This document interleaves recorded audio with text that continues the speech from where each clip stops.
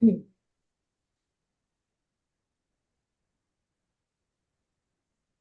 we should be live now. Okay, thank you. The meeting is already called to order. Teresa, will you please call the roll? Trustee Virgo, your trustee Cook, Here. trustee Bragg, here, trustee Johnson, Here. trustee Young, trustee Lazio, Here. trustee Lemunion, trustee Young, trustee Pandolfi, here, trustee Step, Here. trustee Davis, Yes. trustee Wilson, trustee Whitehall. Here.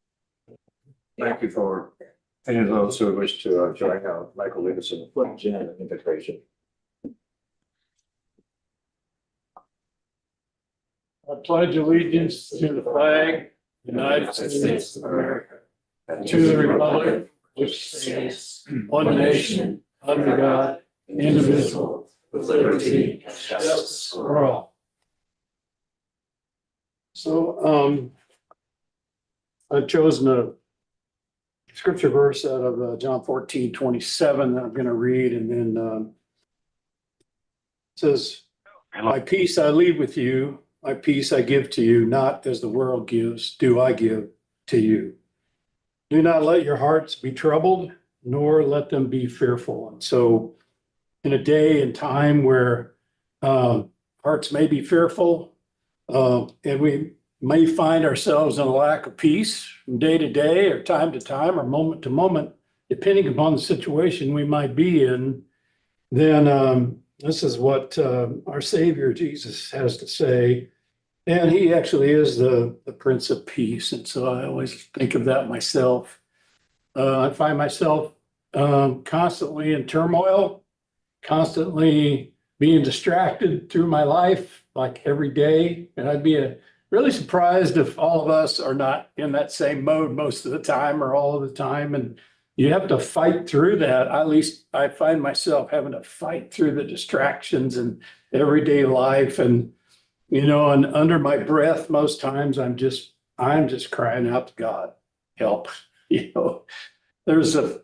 always like this 4-letter word, help, HELP. You guys know that word?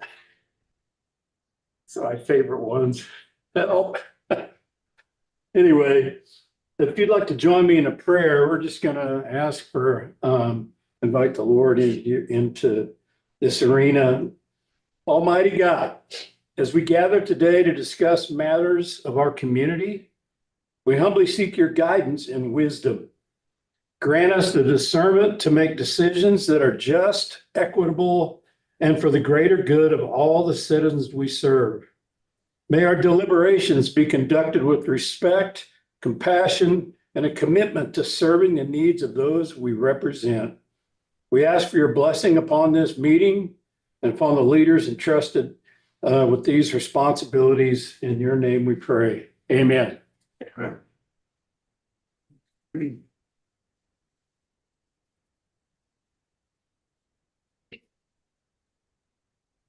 Yeah, I move the approval of the agenda. Is there a second?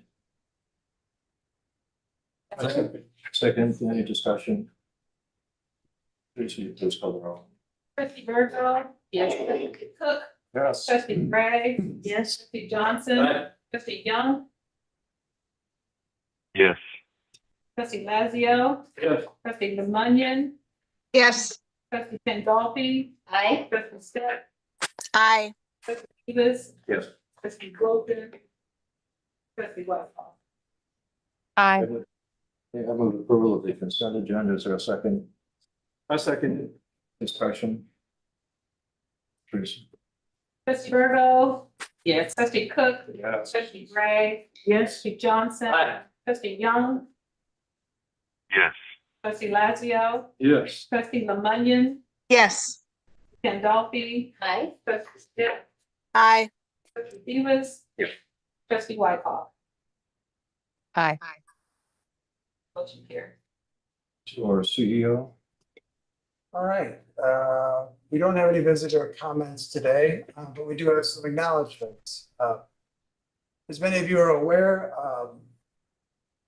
trustee Weesey has moved off the board and we're welcoming Aaron Young. Before I introduce trustee Young, I'd just like to make a few remarks about trustee Weesey. So over time, we've had some great conversations, and she's been of service to this board, and we're very thankful for her contributions over the past 4 years. There's one thing that stands out to me is I was very new to the world of homeschooling, and trustee Weesey kind of brought me up to speed and demonstrated the importance of homeschooling in the state of Missouri. So I'm thankful for her sharing that information with me. So we wish her the best and thank her for her service. And in the mail will be a beautiful class book and handwritten note from yours truly. But again, we wish her the best, happy holidays, and thank her for her service. So with us virtually is trustee Aaron Young, who comes by way of Plant County, Plant City in particular, and trustee Young, correct me if I get anything wrong. But he has a long history of public service and librarians in the family, which is good to hear. And trustee Young, if you have anything to add, I'll turn it over to you. Well, I am thrilled to be part of the group. I apologize that I am not there in person this evening, but I have fallen ill, so I felt that it would be best not to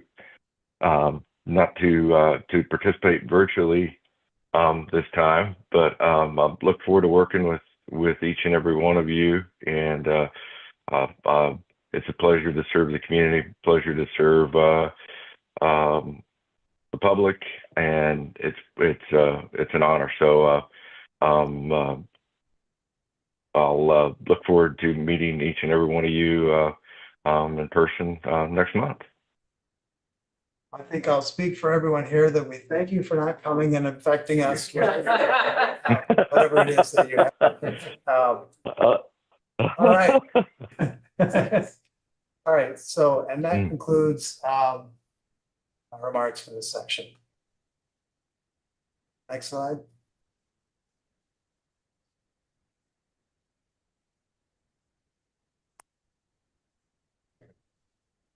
This is the, skipped over, I see. Oh. Okay. Yeah, you want to go back to? Yeah, do you want to, yeah. No. Okay, we'll go to the committee reports right now. There's an ad hoc committee that was formed to review the primarily the policies that are applicable to the board. We've had initial review of them. It's a focus on identifying areas that would help the executive level and certainly the branch managers facilitate their job. And there has been a host of areas that were found that were, first of all, in need of clarification, and other areas that simply were well outdated, and other areas that could be helped by some addition. So everything is at this moment utterly preliminary, and but again, progress is being made.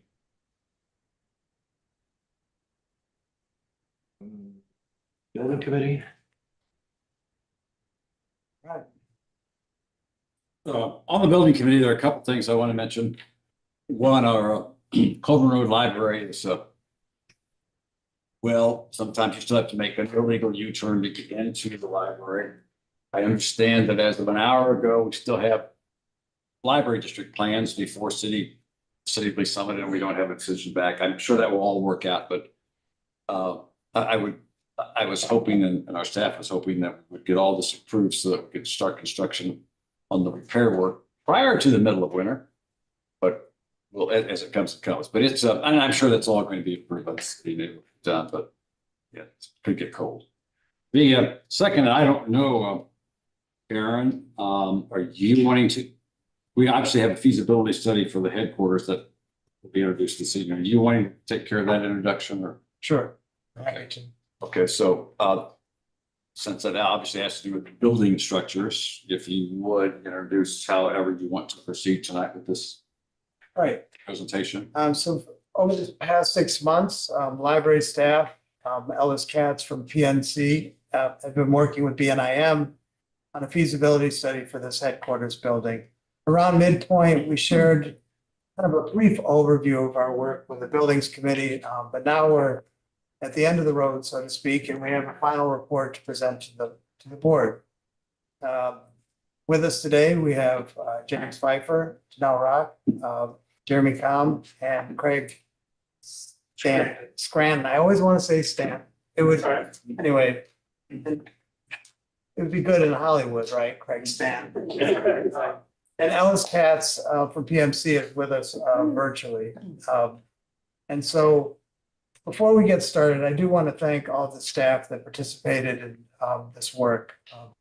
In addition to the senior leadership team, there was a core group of staff that represented our facilities department and our materials processing and a few other locations. And without them, we couldn't have gotten to this point. So I do want to thank them. So now I'll turn it over to BNIM to briefly walk us through their findings. James? Thank you. Thanks, Aaron. Great to be with you all. I'm James Pfeiffer. I'm an architect and a principal with BNIM. And on behalf of our entire team, we are very pleased and grateful to be with you all this evening. You got to meet BNIM colleagues and Ellis Katz as well from PMC has joined us virtually. We really have appreciated being partnered with him and MCPL for this really important effort. We started this process earlier in the year, about a handful of months ago. And really we started by reflecting on MCPL's work really as a force for good, serving over 840,000 people in the greater Kansas City metro area. That's a lot of people. And so MCPL continues to really draw upon your creativity and your collaboration to support your mission, which we go to the next slide, please, which is to enrich our citizens and communities through expanding access to innovation, information, ideas, and inspiration. And through the process, we've been inspired, our team has been inspired by this mission. We've been inspired by your vision, which is to provide the very, very best library experience in North America. We're excited and honored to be with you this evening to mark what we think is a really important milestone and to share our work to date, as Aaron mentioned, a really collaborative engagement that has really benefited from all the contributions of so many people, both in this room and not in this room. With that, I'm going to turn it over to Jeremy Kam. But before I turn it over, I wanted to share that we're marking another important milestone this evening. Today is Jeremy's birthday.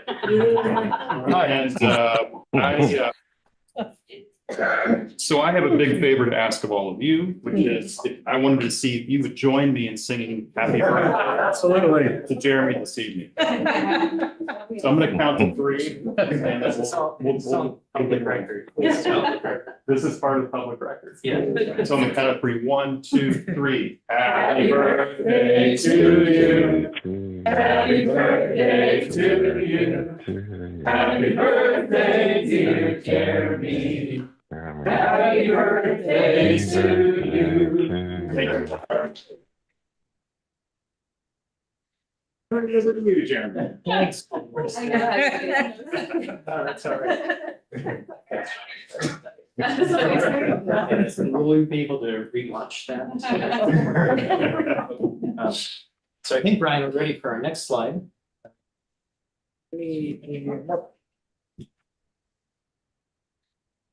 The next slide talks a little bit about the process that we went through. So we attempted to envision the future of this headquarters and the operations that take place within it.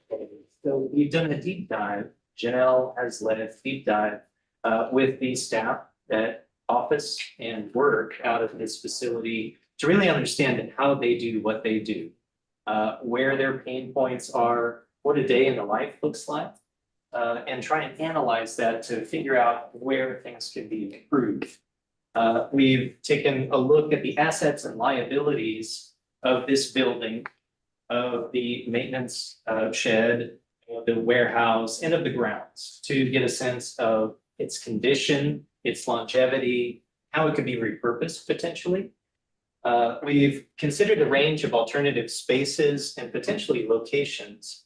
And we'll get into that spectrum of options here in a little bit. And then we have attempted to create budgets that represent each of these different options, each of these hypothetical options, so that we can get a sense of how much we're talking about from a cost standpoint. And ultimately, going back to James's words, trying to see solutions that align with the mission and the vision for MCPL. Next slide. But first, why are we doing this project anyway? And I wanted to put this image as maybe exhibit A of why we're trying to do this project, because this is a scan of the existing building as it is today. Well, let's go to the next slide. We talked about what it is. And these are some of the highlights from the facility conditions assessment that we performed back in the summer. That we have building systems that are not keeping pace with the amount of change that happens within the building to enable MCPL staff to do their work. So we have hotspots and cold spots, things like that. I want to give a shout out to MCPL facilities because they're doing a really good job. We looked, for example, at the roof of this structure. And yes, there are giant trees there, but the roof is nice and clean. It's just emblematic of how well they take care of their buildings. Nevertheless, age is always going to be a factor, and it's catching up in this case. The organization of the interior spaces isn't really supporting the way MCPL staff wants to work. It's kind of a rabbit warren. They have made do as best as possible with what they have. They've been doing that for years. And so the end result is that the holistically, the space isn't quite functioning the way it ought to. So physical environment, I highlight things like daylight access. You know, these little windows that you see all around the perimeter of the building don't provide daylight deep into the floor plate so that people can enjoy it and benefit from it. We talked about thermal comfort, ventilation. Healthy materials is an interesting subject. Anyway, all of these things can stand to be improved so that MCPL staff can really do their best work. Thinking not just about the staff that currently work here, but prospective people who may be looking around for a place of employment.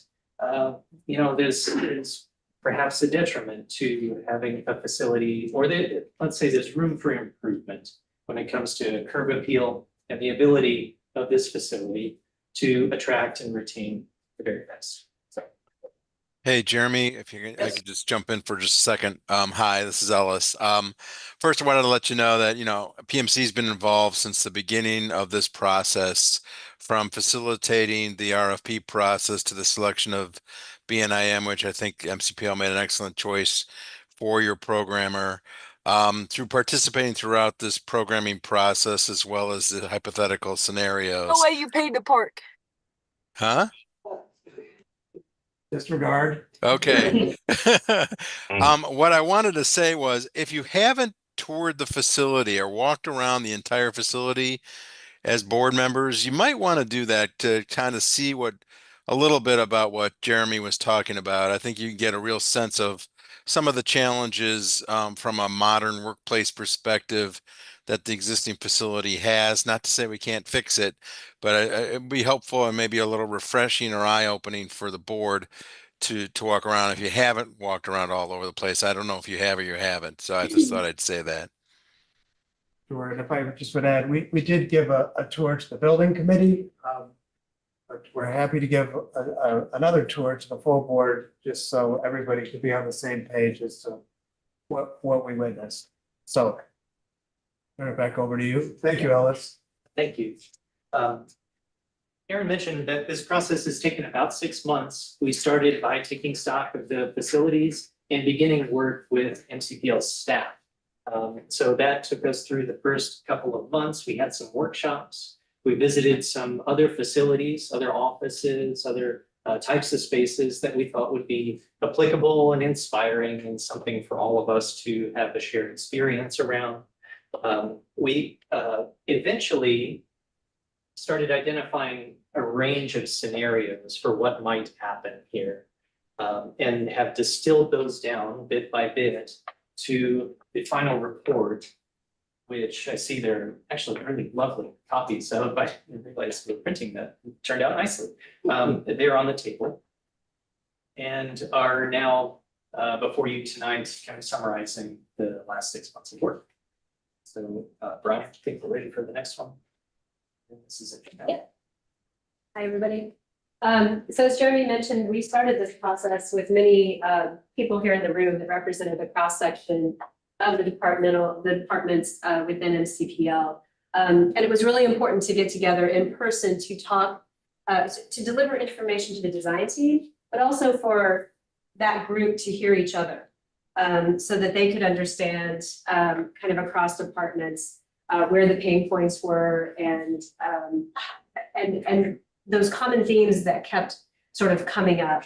If you do take a tour through the facility, you will really see a lot of carts and books, book carts and paper storage pallets kind of strewn throughout the entire facility in major walkways. So that was definitely a theme that rose to the top.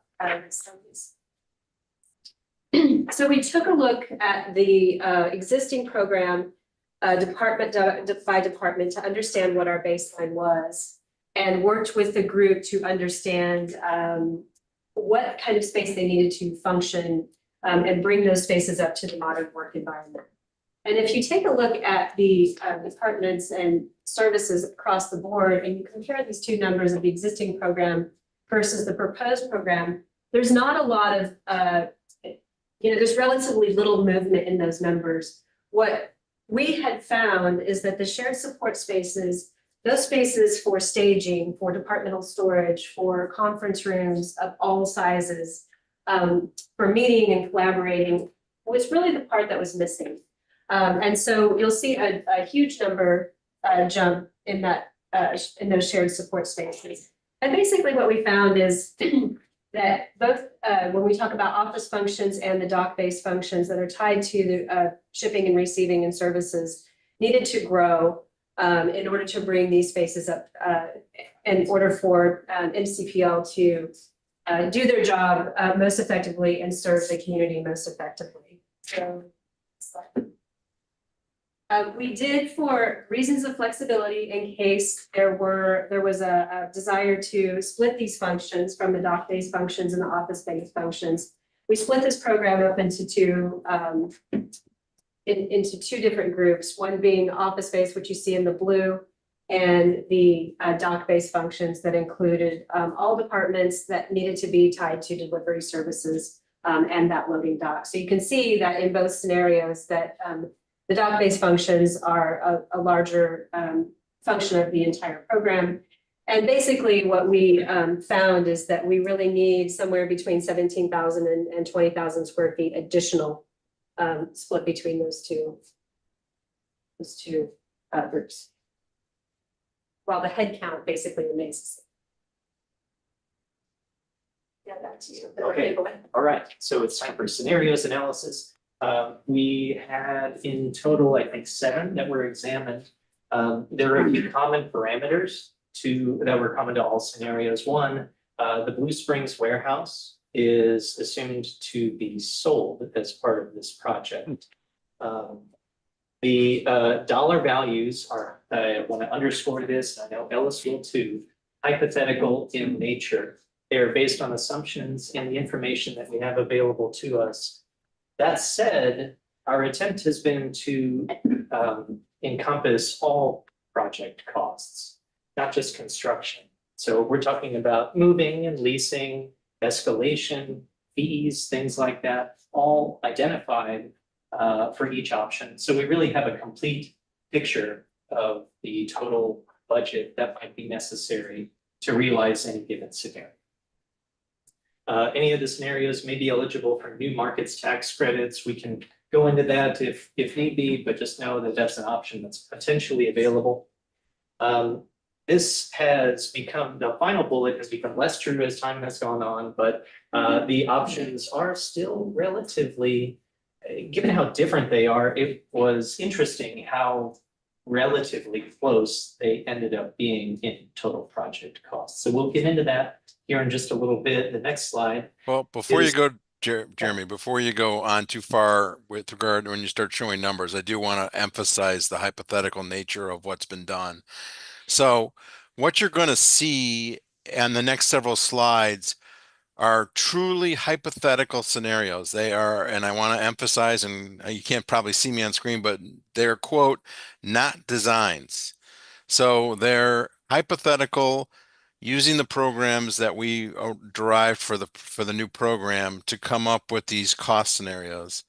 They were educated assumptions based on construction cost, what escalation might be in the future. As you might know, escalation in the marketplace and construction has been, during COVID, was really, really high. It's come way down, but we can't predict the future, especially with a new government going into place. It's based on assumptions for lease rates, for the sales cost of property and the purchase price of property. So I just wanted to emphasize that these are truly hypothetical and our best professional guess at what the cost could be. Go ahead, Jeremy. Oh, thank you. So the seven scenarios are shown here. And this is the entire spectrum. And really what it comes down to is, are we planning to stay in this location? Or are we planning to go somewhere else? And if we go somewhere else, are we planning to all go somewhere else? Or are we going to bifurcate? And that's at a high level, what each of these options represents. So all the way from a light touch renovation on this facility, fixing what's wrong with it, all the way up to a new building on a new site somewhere within the district. So I'd like to summarize, well, before I summarize, the next slide. I had mentioned we whittled them down a little bit, and the ones that are kind of grayed out are the ones that have fallen off as we've had further discussion. The reason for that is twofold. A light renovation costs a lot of money. And at the end of that investment, you're left with something that's not substantively improved. You've fixed the problems, but you haven't solved the issue and really haven't done anything toward meeting the vision and mission of MCPL. As far as these hybrid options go, what they represent, Jen was talking about two facets of staff that exist here at the headquarters. One is based on the dock, or is tied to the dock logistically. The other is an administrative staff. Theoretically, the two could be in separate facilities. Practically, it seemed that that would not allow the staff to really do their best work. So each of these scenarios that are grayed out involved some kind of separation between the two parts of the staff. More often than not, it was the administrative folks who were going to some new facility, either leased or bought, or a historic facility, while the dock-based functions would remain here in some renovated condition. We felt that that really didn't get at, that wasn't best for the staff of MCPL. So we're left with, yes. I just want to say, so over the past year and a half on the staff side, we've been championing these three principles of inspire, empower, and connect. But if to think about the last one of connection and collaboration, to do that, I think means that this core staff remains together. We spent a lot of time examining all of these scenarios, but at the end of the day, just a world in which like an administrative staff is separate from IT or collections management, I think is limiting to the organization and would prevent us from really collaborating on a real meaningful way. That's why we grade these out. I do want to say to the board that we will discuss each of these options in our ad hoc committee. and get into the weeds there and talk about the pros and cons of each. So I'm going to briefly run through each of the three scenarios that remain, so you can get a sense of what that means. Like Janelle said, the building, this container that we're in, is too small by quite a lot. 17 to 20,000 square feet can take it. Exactly. So in order to meet the need and stay here, it involves both renovating the existing building, but it also means enlarging the existing building with some kind of addition. We've shown it three different ways, each of which has some pros and some cons. In this study, which again, per Ellis's comment, is not a design, really just trying to see how people fit. We've essentially taken it up a story. So this is east. So we're going out, this is 24 highway out in this direction. The big hillside is to our south. The parking lot is to the north, and the rarely used drive is to west. In this scenario, we're saying we don't really want to mess with the parking lot. We can't really do much about the hillside from a building standpoint. So let's go up a story, and that's how we get our extra space. There are impacts to that, elevators and stairs, things like that, a little bit more robust structure. But at the same time, you don't necessarily need to move the entry drive off of 24 highway, nor need to necessarily reconfigure the parking lot.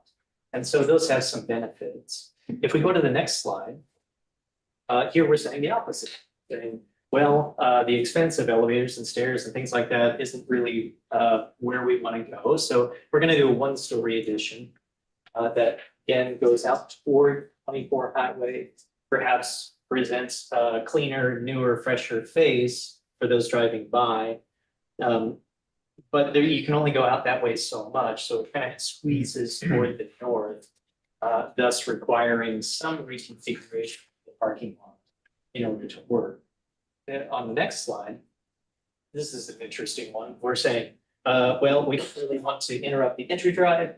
We don't really want to build two stories. Where else can we go? Well, there is an opportunity maybe in between this building and the warehouse, which is right over there, where you could potentially slip some additional square footage. So those are three experiments, just trying to determine the viability of a renovation and addition option. So before you go there, one thing I wanted to point out on all three of these different concepts that BNIM did, and it was done on purpose, was in the existing facility, it's such a large footprint for office use that the depth to a window means that a lot of people in the current building do not get any natural daylight. So, and you can maybe show this in the room, Jeremy, but they introduced a courtyard in each one of these schemes to get some natural light into the inner core of the office space. And that was for a better work environment for those people that currently really don't get the benefit of ever seeing daylight. So I thought I'd point that out. All right, thank you for that, Alex. So pros and cons, standing here, renovating and adding. Some of these repeat from option to option. You'll see this one again and again. Office-based and dock-based functions can remain co-located. That's a common thread through each of the options that we're presenting here. Now, when it comes to trying to actually execute this project, there's going to be some people movement that's necessary. In particular, this scenario or a series of scenarios envisions that the dock-based functions remain here in credible operation through the duration of construction. It's disruptive, but it can be done. But it probably can't be done with the executive or the administrative functions also here. So the scenario says those office-based functions need to sign a lease and go somewhere else temporarily to allow enough space for the dock-based functions to kind of squish and move around construction as it's taking place. Now, what will help that is when the addition is built, that's a little bit more square footage and can make it a bit more feasible. But that's something to think about in an option like this. So then, once the office piece and the entire renovation is ready, then the office functions would need to move back. So 2 moves in total are necessary with this option. We talked about potential reconfiguration of campus and parking and things like that, depending on which direction you head, 1 story or 2, this way or that, but that's all to be determined. So we can say it's potential. And I think that's about it for this slide. So we can go on to the next. The next option takes a little bit more aggressive approach and says that we like this land. We like its location, its proximity to highways, and all of this thing. We want to double down on this land. But the buildings here are beyond help. They're efficient in a way that an investment, a significant investment in them, still isn't going to get us the result we want. So instead, this concept says the entire operation of the MCPL headquarters moves temporarily to a different place, while the existing buildings on this site are removed, the site cleared, and an entirely new complex that meets MCPL's needs, like a new building should, is built. These 3 are just, they're little more than sketches, but just kind of thinking about, well, if you had this piece of land, but no buildings on it, what could you do different than what it is today? Maybe the parking is out front near Highway 24, and the dock-based wing has a nice apron in front of it to allow ingress and egress. Maybe we say that we want a real presence along Highway 24, and so we want the buildings to help establish where you are, what you're seeing. And maybe the entire building complex is contiguous and something that's right along Highway 24, an undeniable presence here in Independence. Again, just playing around with what could you do? What might you do if you had this land but no buildings? Slide talks about pros and cons of that. Well, the big con probably is the need to vacate the site for a period of time, the entire operation, and then move back. So at the same time, what you move back to would be vastly custom designed to the needs of MCPL today. And so, there's something worthwhile there. The site itself is a subject of debate. Is it, I think there is really a lot to be said for its location, central to the overall district, proximate to highways and things like that, but it's an item of discussion. Okay. In a new build scenario, now we're getting really hypothetical and saying MCPL decides to acquire a piece of land that is not this land. It's somewhere that has really great highway access, is easy to get to for the staff that work here. It requires minimal land clearing. It's just the right site. And a new facility serving both the office-based and the dock-based functions is built there. Similar to the campus reconfiguration scenario, you're getting a building that's designed custom for the way MCPL works and would be much more effective as a place to office, work out of, than what we have today. Next slide. There are some pros and cons here too. This is an interesting one because whereas the previous 2 options or scenarios that we looked at require movement of people, multiple moves to accomplish, here the building could be, the land could be acquired, the building could be constructed, all the while operations continue on as they always have here at the headquarters. One move then at the end of the project is really all it takes.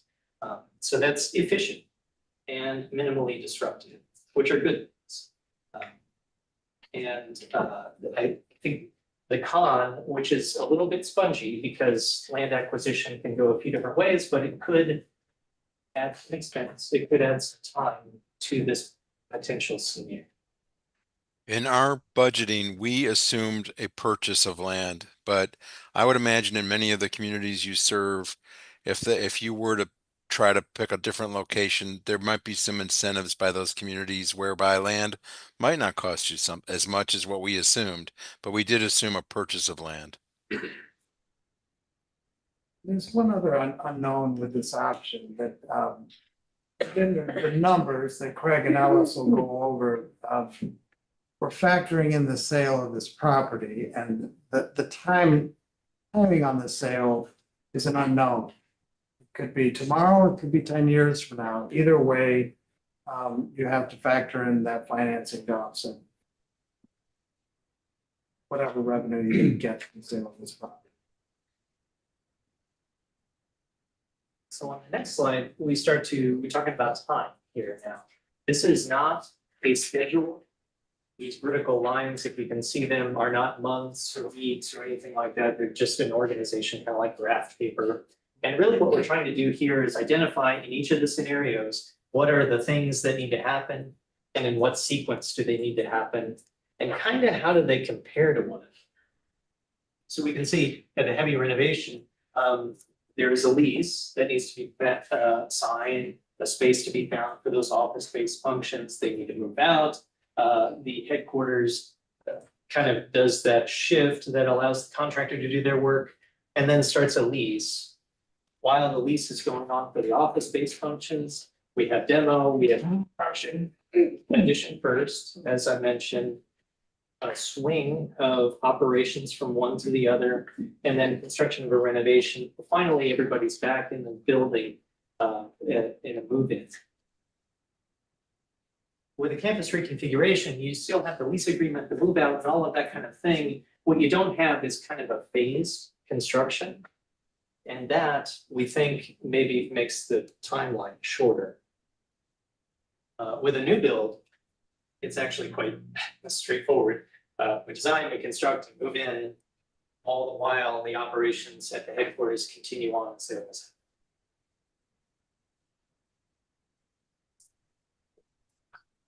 have. I think Craig and I and probably Ellis direct team this one, but we've graded back, the options that we are recommending be sort of backgrounded for right now. And the ones that are full color here represent the options that I just talked about. There is a little dot on each of them.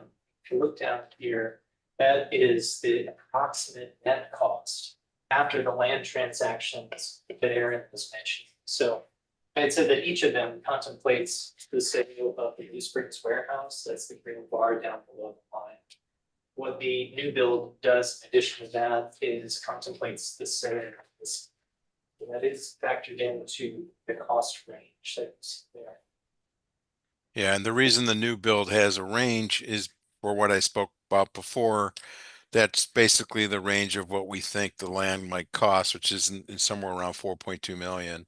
So that's where we show a range in there. These two options here are both heavy renovation. The difference between them is one is contemplating a one-story building, a one-story addition. The other is contemplating a two-story addition. But really the costs are at this level almost the same. The reason for that is it costs more to build up, but there's potentially less disruption to the site. If you build out, there's more disruption to the site, but the building is cheaper. So it's just about where the money is put. Here in the campus reconfiguration, as I mentioned, what you're seeing, that pink bar at the very top is the cost specifically for warehouse leasing. So we have a dark navy blue bar there, which is office lease. See that show up in some of these options. The addition of the pink bar starts to drive that number up, as does the cost of construction itself. So here we'd be building, as I said, new buildings, a new site, things like that. And finally, in this new complete HQ, you have the sale of the Blue Springs warehouse and this existing land below the line, but there's sort of a corresponding green above the line. And that represents the acquisition of some. Again, it's a conservative assumption, maybe. And with conversations and with time, maybe there's some avenues where MCPL doesn't need to pay market rate, but we don't know that yet. So we've included it in the analysis. At the end of the day, though, that's listed as a range because there are a few more variables with that scenario. Yeah. The numbers are next. The numbers are next. So Ellis, please feel free to jump in as we go here. And Jeremy did a great job, so I'm moving the numbers.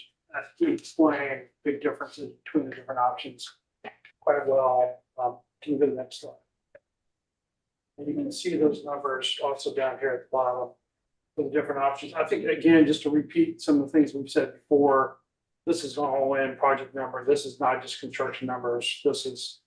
We've actually gone through and analyzed, tried to think of every number possible that we could add, include in on the numbers, make sure it is an overall project number. On the new headquarters, I mean, as Jeremy just said, it is about land costs, which you can buy land, can you get something for almost nothing from the city or someplace like that? And how long can you take to sell land here? But in general, I have those values about the same. So they kind of equal each other out at the end of the day.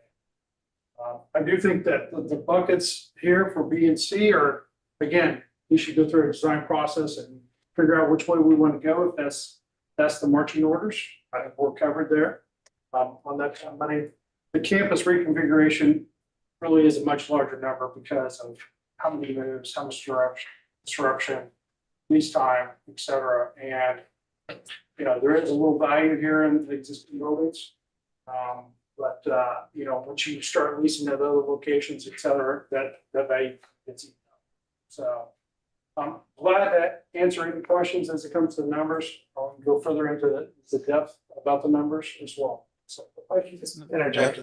I think the one thing I might add is that, once the board decides on a direction, then one of the next steps would be is to begin really putting together a true development budget that's detailed. We would get into detailed design. We'd have some pre-development specific cost estimating to that design based on a certain site or a renovation. And we'll also look at how we stack the capital. I mean, we've already actually begun talking to potential consultants that could help you with public financing assistance, whether it's new markets, tax credits, or a city offering you TIF benefits and things like that.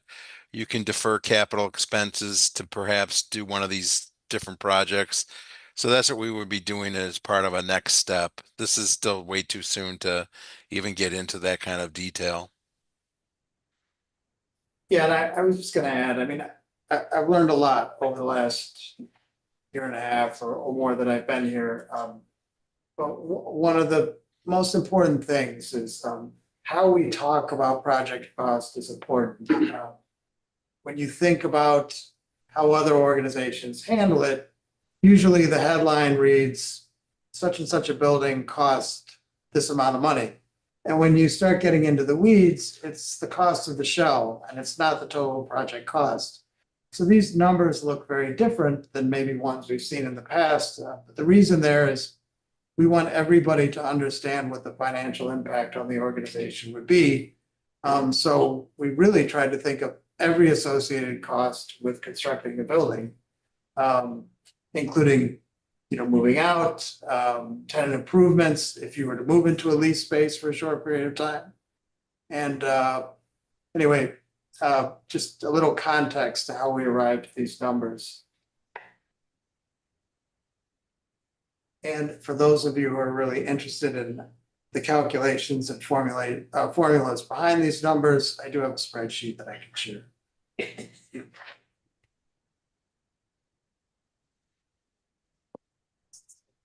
Last slide here is the recommendations for moving forward.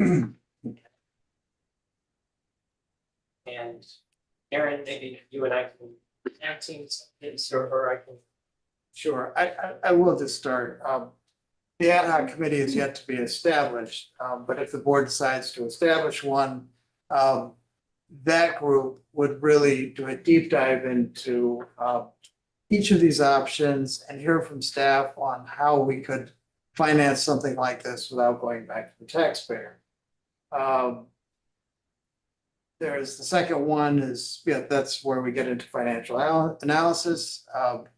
Our hope is that we could kind of complete this work in the first quarter of 2025.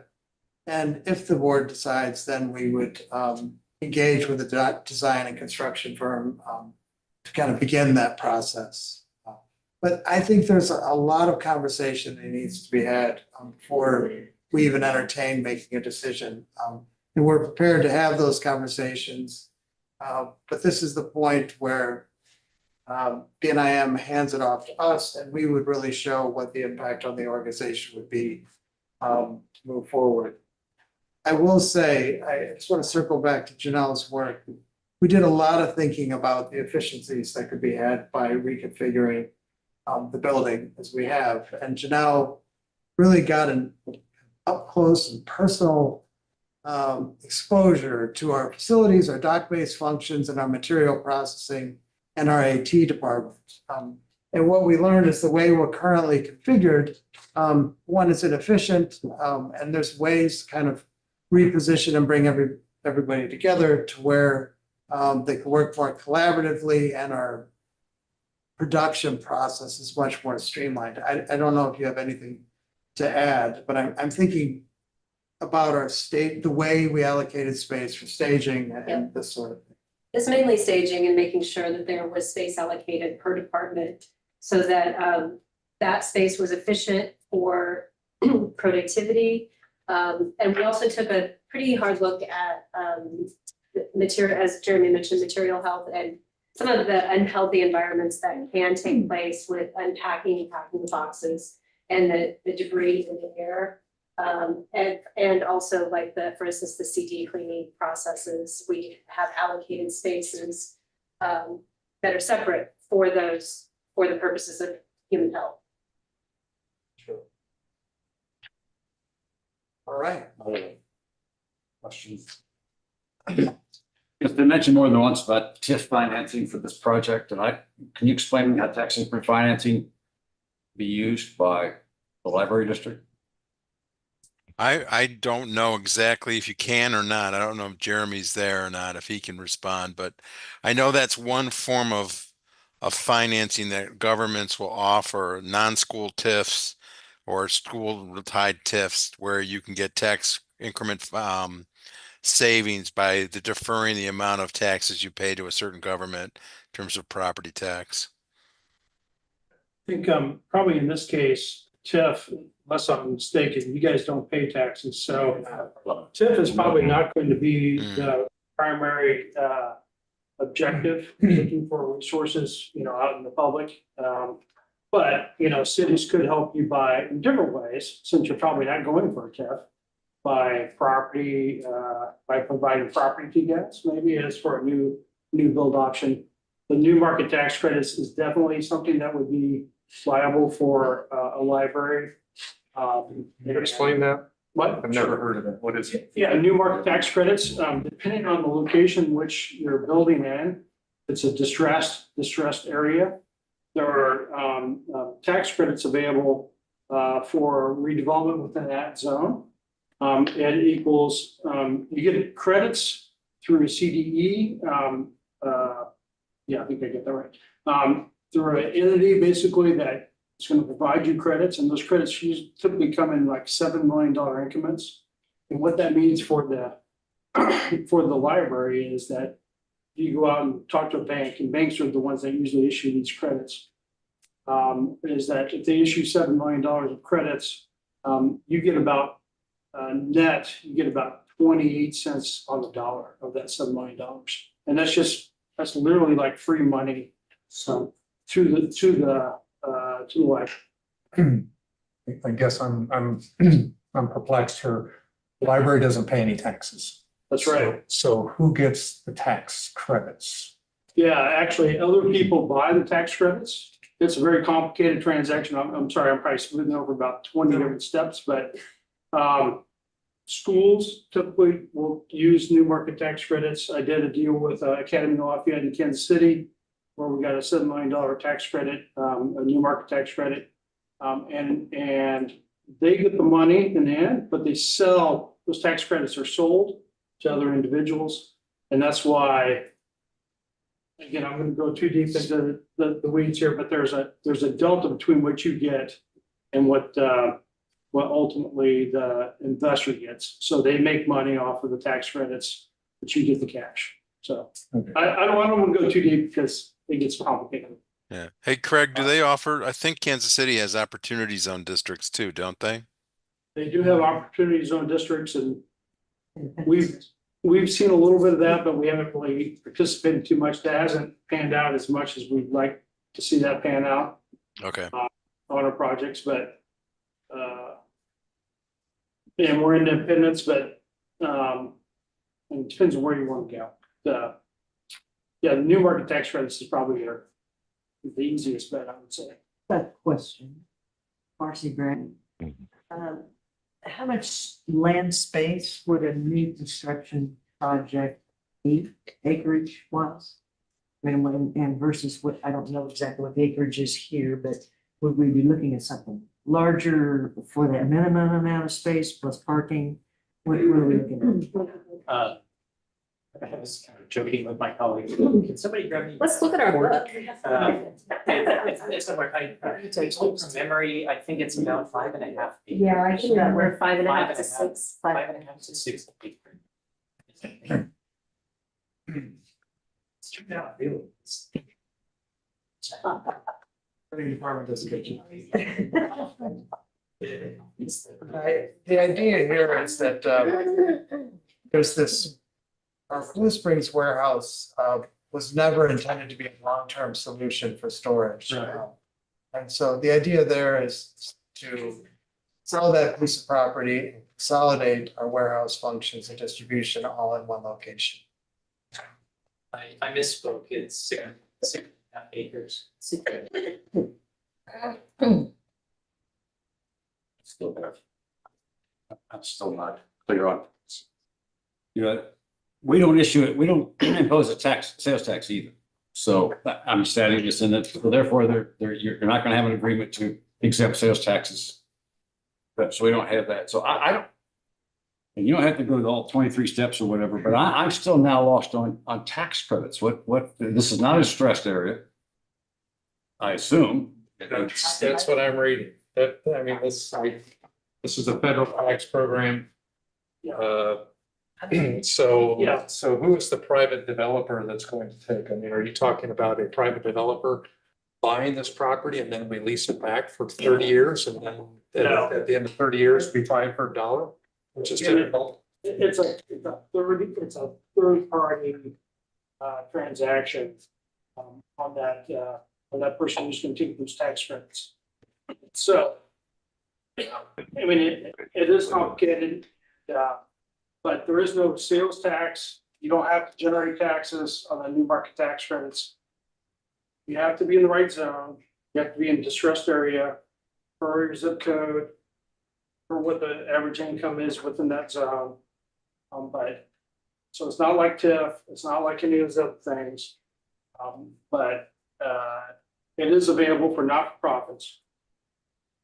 Again, I think if you really want to delve into new market tax credits, we'd probably bring in a new market tax credit lawyer and talk to you about how the whole transaction. There's a nice flow chart that I cannot explain, but That'd be helpful. a lawyer. That'd be nice if you could send that. Yeah, Really, no, seriously. yeah, I can send one. Yeah. Great. Well, I'm not finished yet. All right, so are there any distressed zip codes in Independence that would meet this? Yes, I believe there is a number of distressed zip codes. We looked at that. Is it zip code or how do they determine? Now, I assume we're talking about generally somewhere in the area of where the location is today, which is here. So I don't know what zip codes I believe downtown, Independence is within. I believe it goes from, it's around in this area here and to the west. Yeah. To the Kansas City, Mhm. but it's in the northwestern quadrant of the city, and I believe this is probably in it or very close, because I think the old Kmart building redevelopment maybe took advantage of some opportunities on financing. Well, I'd be mistaken. it doesn't, I'd like to, We Yeah. can print you out a map that would be helpful. Oh, yeah. Yeah, that'd be good. And we don't have to be locked into this location, maybe something more central. I drive an hour to get here, is what I'm saying. Is that maybe is there a central location somewhere in southern Clay County or something? well, I know you probably get to that. I think, is it geographic central or is it a population center point? And I'm gonna tell you that I view some population center points, so, and that's just one of 12 per people. But anyway, it's just, I know you've talked about incentives, and I'm sitting here thinking, what tip incentive is there for us? Because we're a public entity. There is none. I mean, there isn't. It's been talked about more than once at these presentations, and I'm thinking, no, we can't. There's no tax I don't think so.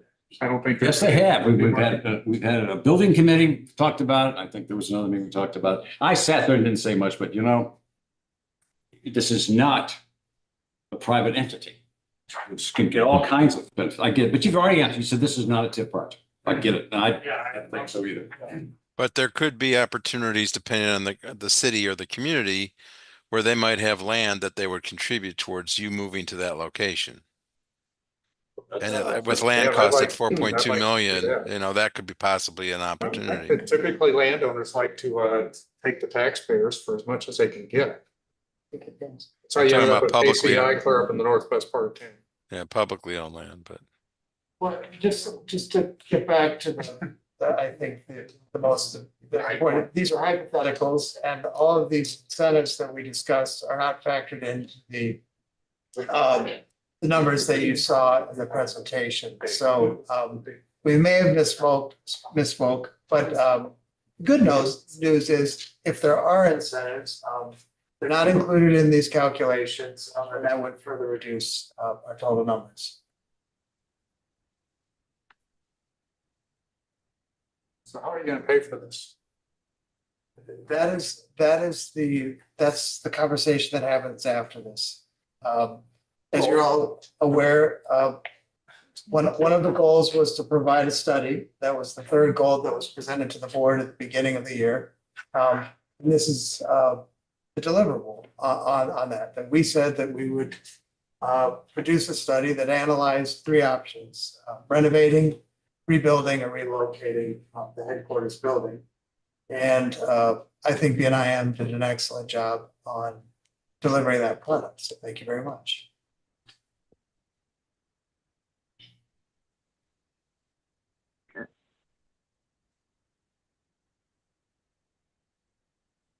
Any other questions, discussion?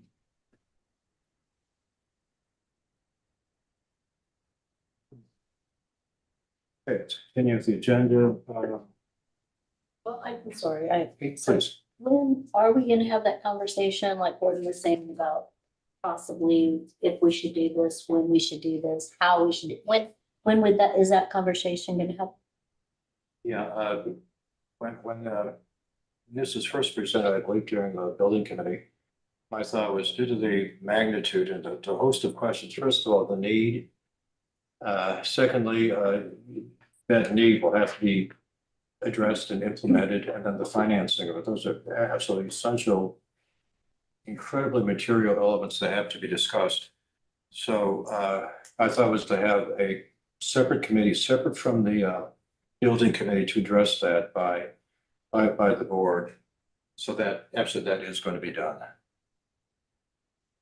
I mean, are we gonna discuss it as a board or just? We have a committee to analyze it for the board, and then their recommendations will come to the board. Like a personnel matter would be addressed in the personnel committee to the board.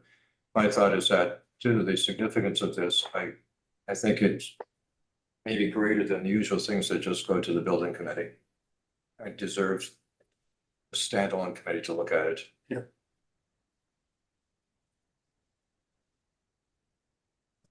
And the committee has not yet been formed. Any other questions or comments? Okay, next matter is fundraising and development. That's in 7377. Okay. The foundation did not meet last night, but I do have a short update. We've received one grant for the Midwest Genealogy Center for the Tell a Story program. The grant was for $1,480 and was awarded as a mini grant through Missouri's Humanities Council. You can find some information on the back of the monthly report on this. But this is to purchase an audio frame device, which is a listening device, and that'll allow patrons to listen privately to recorded stories on the Tell Me a Story program that we're doing. So content will be available. The station will be installed at the Genealogy Center. And just as a note, the Missouri Humanities Council is the only statewide agency in Missouri that's devoted exclusively to humanities education for citizens of all ages. It served as a state affiliate to the National Endowment for Humanities since 1971. So the center is excited to receive this grant and receive this funding for the piece of equipment. So, yeah, I just have one other note. We had a really wonderful, sweet note sent to us by a lady who wanted to thank us for an impact that was made on a friend of hers. And so she gave an end of year gift, and I'm not going to read that and call out her name, but just wanted to note that she asked that her gift be given to the Raytown branch, which was very important and impactful to her friend. And so I know that Diana and others receive gifts like this frequently, and just want to note that patrons reach out to us and share that. That's all I have. Okay, thank you. Finance and audit. We haven't met for a couple months. We will have a January meeting. We'll have something to talk about. Personnel. Personnel committee is not met. So nothing to report.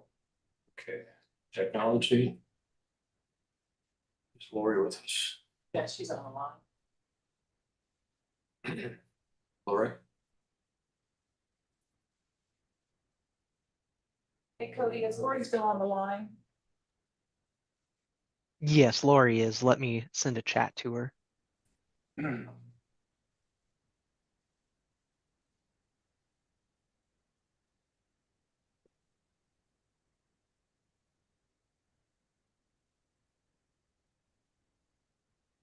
All right, it looks like it's just her phone, so I'm actually not able to send a chat to her. Okay, we can move on. Financial reports. Thank you. Good evening. Look at that slide. Through these fairly quickly. Answer any questions as they come along. The library has collected $2.4 million for the first 5 months of the fiscal year.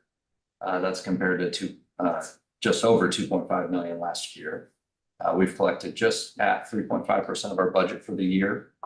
And we're just slightly under collections from last year, which is primarily due to replacement taxes in Jackson County and delinquent taxes in Platte County being less this year than they were last year. The next slide is cash. We ended the month with just under $1.1 million. We've drawn $7 million on the line of credit to get us through the end of November. But good news, our property tax collections are starting to come in for the year.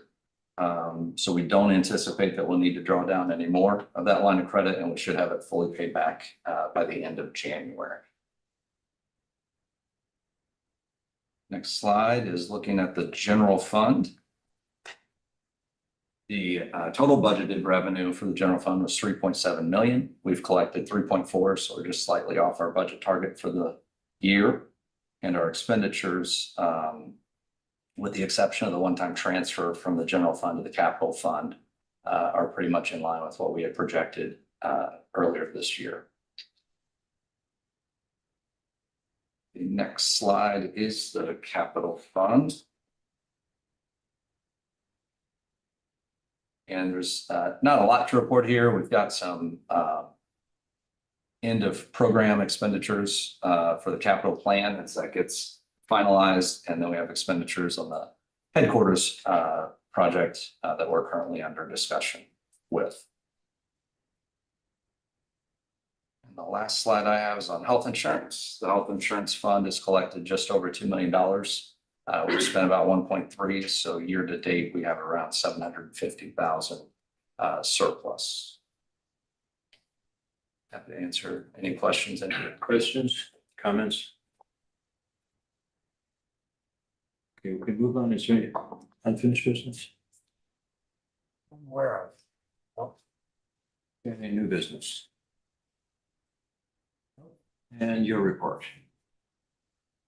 All right, so earlier this week, gosh, it's all blur to me. The library received an award from Platte County EDC. It was a Community Development Award. You can see it here. It's this beautiful award. We were nominated by the city of Riverside for the construction of our new Riverside branch. It's great to attend and accept that award, and Platte County has just been a great supporter of the library, and we're very appreciative of the acknowledgement. Next slide. All right, a few employee spotlights. Mary Masterson, she's our procedures specialist, and I'm gonna just add a little bit here. When you visit our branches, you'll notice that there's a consistent level of quality across our 34 locations. And the work that Mary Masterson does is largely responsible for that because everybody knows what's expected and how to deliver the highest quality of service. Cody, who is Mary's manager, says Mary's dedication and positive attitude and caring approach in her work makes any project, email, and conversation she is a part of a productive and enjoyable experience for everyone. She's worked in the branches and in HQ in over 20 years of service. She has a wealth of knowledge and experience that she brings to every project. So Mary, thank you for your work and congratulations on your 20 years. Next, we're celebrating 30 years of service with Sarah Gamble, our Grain Valley manager. Sarah's innate dedication to serving her community and staff comes through in all she does. Whether it's her consistent attention to training and support staff, working the floor and modeling exceptional service, presenting her collection to make it more browsable, lots of comments here, leading a book group and building relationships with the community and dealing with a building transition. She's very thoughtful and she's always looking to help others and improve the impact her staff has on the community. And those are the words of Kira. We do thank Kira for writing this wonderful acknowledgement of Sarah's work. So Sarah, thank you and congratulations on your 30 years. Lastly, we have this MCPL monthly, and I won't go over it in its entirety, but I do want to draw your attention to the work that our digital innovation team has done in the Hickman Mills School District at the Real World Learning Center. Next month, you'll see a short presentation on the work that a group of really bright teenagers have done on digital media literacy. This morning, Brian Gash and I were fortunate to go out and watch the presentations of 5 student groups. And they developed a strategy for educating other teens about digital media literacy. And Brian, I'm sure you'd agree that they're all very talented. They gave wonderful presentations and had some great recommendations on how we can better connect with younger audiences.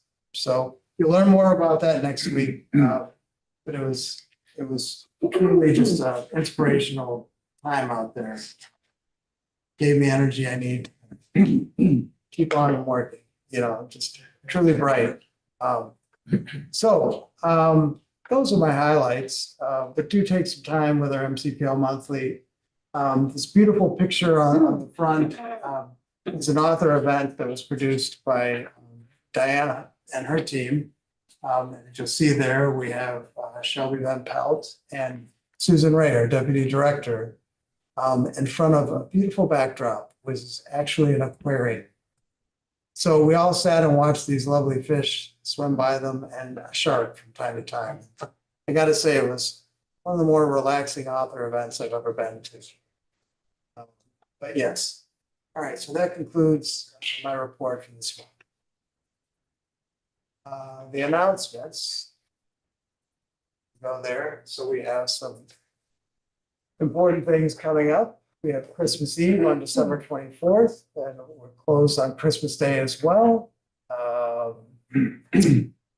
On New Year's Eve, we close a little bit early. All locations will close at 5 p.m. New Year's Day, obviously, will be closed. And then again, in January on the 20th, we honor the Martin Luther King Day, and all of our locations will be closed. That is all the announcements that I have. Okay, thank you. Under trustees' comments, I like to just to take a moment to acknowledge and express appreciation for the dedication and commitment that Rita had for her tenure on the board.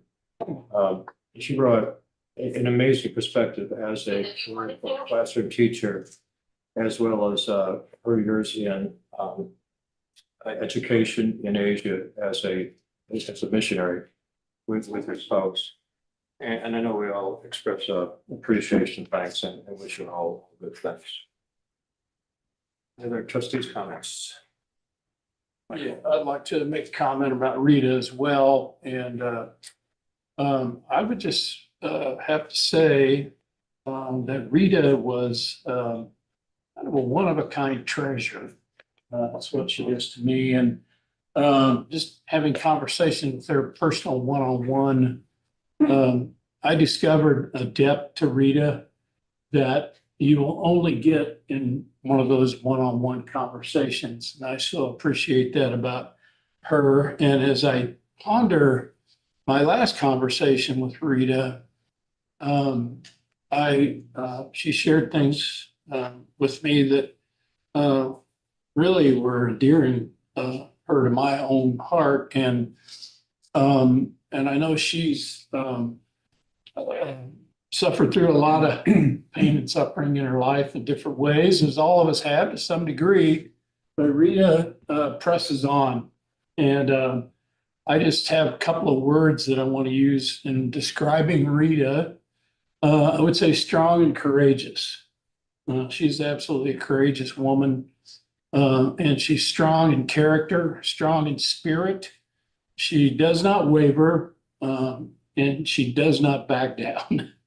And that's what I really love about Rita. She just keeps going.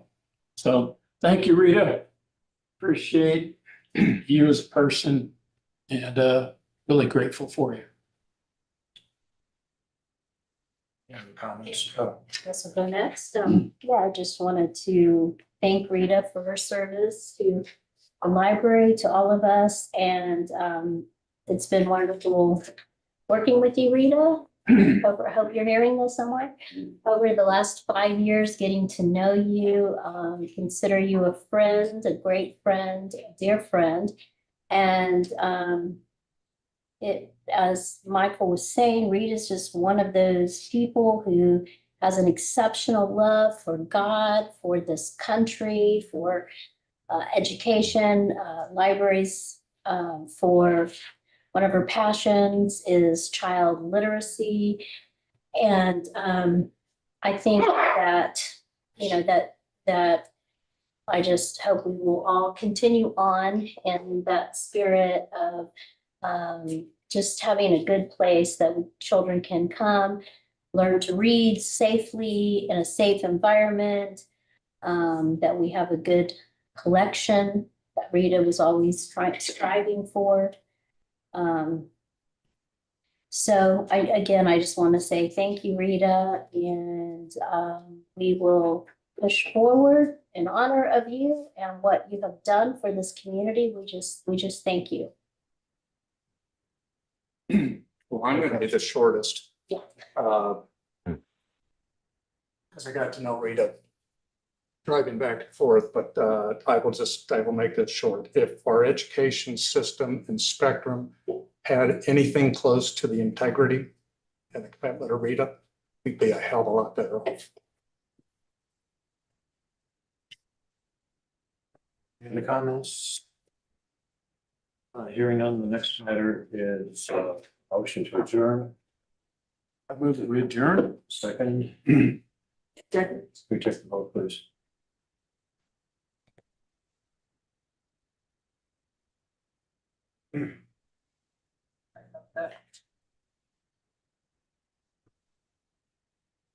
Trustee Young, Aye. trustee Gray, Yes. trustee Mazio, Yes. trustee Lemunion. Trustee Step. Trustee Cook, Yes. trustee Virgo, Yes. Johnson, Aye. trustee Gray. Trustee Wykoff. Yes. Sorry. Trustee Peters. Yeah. Trustee Virgo. You didn't call me, but I'll say no. What is that? Sorry about that. No, of course I want, I don't want to.